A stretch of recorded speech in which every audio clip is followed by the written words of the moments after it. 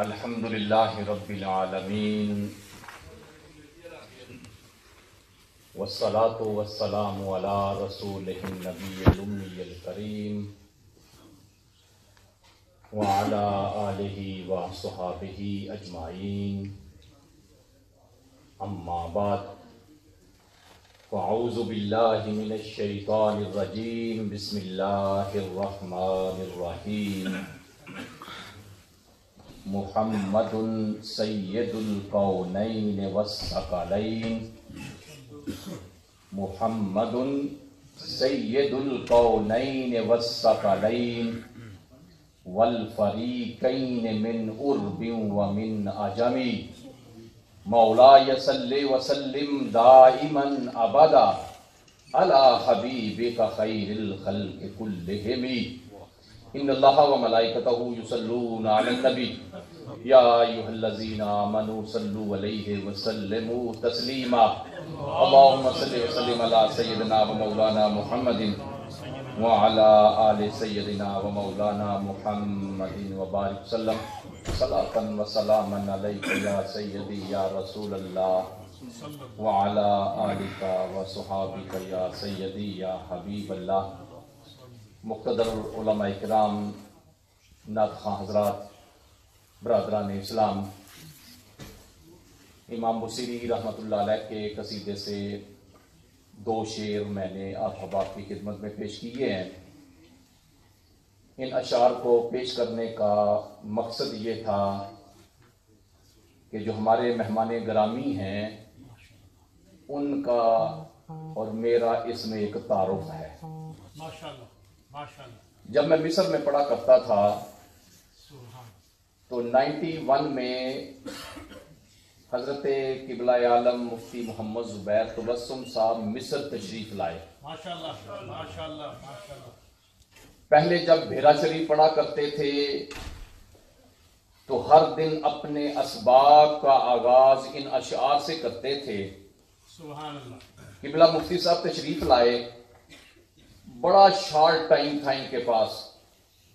اس short time نے میں نے اس طرح پروگرام ترتیب دیا کہ جناب جو قصیدہ بردہ شریف بیرا شریف میں پڑھا کرتے تھے، آپ مصر میں آئیں، امام بصیری کی بارگاہ میں حاضر نہ ہوں اور وہاں قصیدہ نہ پڑھیں، یہ نہیں ہو سکتا۔ اس لیے قاہرہ سے ہم اسکندریہ گئے، امام بصیری رحمت اللہ علیہ کی بارگاہ میں حاضری کا شرف ملا۔ حضرت قبلہ مفتی صاحب آگے آگے قصیدہ پڑھتے جاتے تھے، میں ساتھ ساتھ پڑھتا جاتا تھا۔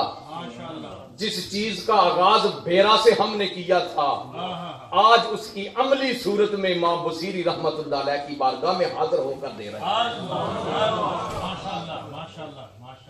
امام بصیری رحمت اللہ علیہ نے یہ قصیدہ کیوں لکھا؟ بڑے اختصار کے ساتھ، آپ ایک درباری شاعر تھے، امراء کی تعریف میں اشعار لکھتے تھے، ان کی تعریف کرتے تھے، لیکن جب اللہ کے پیارے نبی کی غلامی کا پٹا اپنے گلے میں ڈال لیا، سارے رؤساء کو چھوڑ دیا، سارے صدروں کو چھوڑ دیا، سارے وقت کے امراء کو چھوڑ دیا، کیوں آج اللہ کے نبی کی غلامی کا پٹا ان کے گلے میں آ گیا ہے۔ زندگی کے آخری ایام میں فالج ہوا، چلنے پھرنے کے قابل نہ رہے، موت و حیات کی کشمکش میں مبتلا ہو گئے، زندگی گزارنے لگے۔ ایک دن سوچا بصیری تو چند دنوں کا مہمان ہے، چند گھڑیوں کا مہمان ہے، تو نے اللہ کے نبی کی شان میں بڑے قصیدے لکھے، آج ایک ایسا قصیدہ لکھ جس قصیدے میں اپنے پیارے محبوب کی ساری تعریفوں کو تو اکٹھا کرتے ہیں۔ پھر امام بصیری نے قصیدہ شروع کیا، اس کا پہلا شعر لکھا، امن تذکر جیران بزی سالمی، یہاں سے شروع کر کے اپنے محبوب کے روح والضحا کا ذکر کیا، اپنے محبوب کی واللیل زلفوں کا ذکر کیا، علم نشرہ کے صدر کے سینے کا ذکر کیا، وما رمیتہ اس رمیتہ کے ہاتھوں کا ذکر کیا، ما زاغ البصر کی آنکھوں کا ذکر کیا، محبوب کے ایک ایک جز کا امام بصیری نے سارے کے سارے قصیدے میں اپنے محبوب محبوب کا ذکر کر دیا۔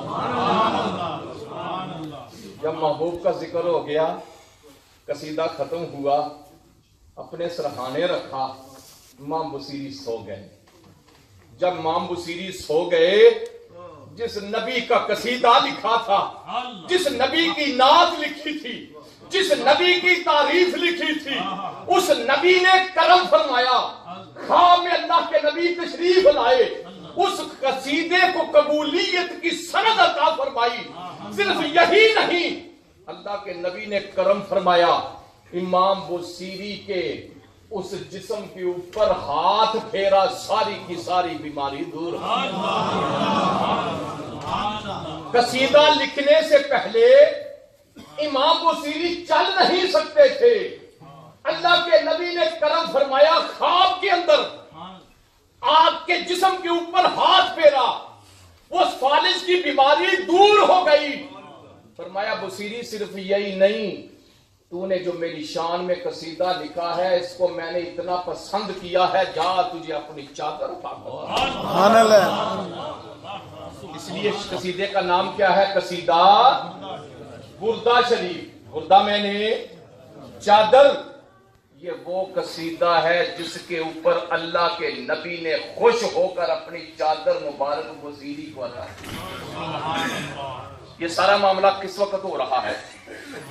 خواب کے اندر امام بصیری کو اللہ کے نبی نے کرم فرمانے کے بعد تشریف لے گئے، آنکھ کھلی، دیکھا بصیری تو چل نہیں سکتا تھا، تیرے محبوب آقا نے کرم کیا ہے، تیری ساری بیماریاں دور ہو گئی ہیں۔ سوچا میرے نبی نے خواب میں مجھے چادر دی تھی، دیکھا وہ چادر سرہانے پڑی ہوئی تھی۔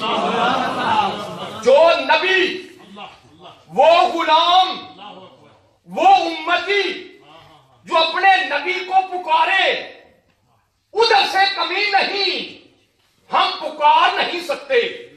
جب کوئی امتی دل سے پکارتا ہے، پھر وہ دستگیری کے لیے آقا وہاں پہنچ جاتا ہے۔ سبحان اللہ، سبحان اللہ، یا رسول اللہ مبارک۔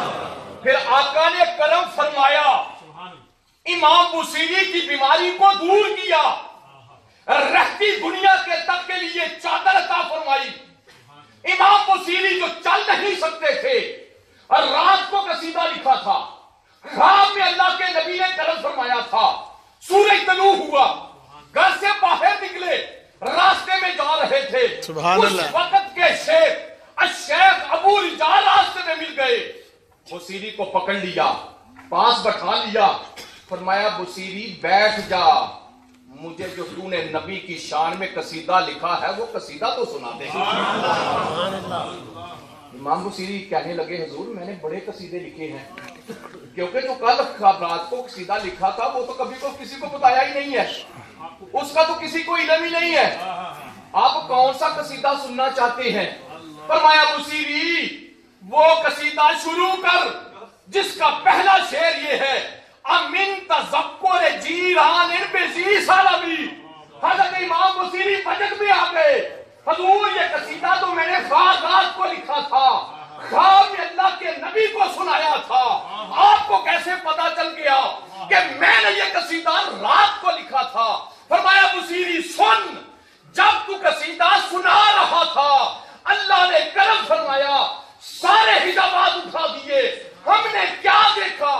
جس طرح ایک پھلدار درخت، اس کی ٹہنیاں ہواؤں کے جھونکوں سے کبھی دائیں جھکتی ہیں، کبھی بائیں جھکتی ہیں، ہم کیا دیکھ رہے تھے؟ بصیری تو قصیدہ سنا رہا تھا، اللہ کے نبی خوش ہو کر کبھی دائیں جھکتے تھے کبھی بائیں جھکتے تھے، ہم نے تیرا قصیدہ اس وقت سنا تھا۔ پتہ یہ چلا یہ قصیدہ وہ قصیدہ ہے کہ جس کی قبولیت کی سند اللہ کے نبی نے خود عطا فرمائی۔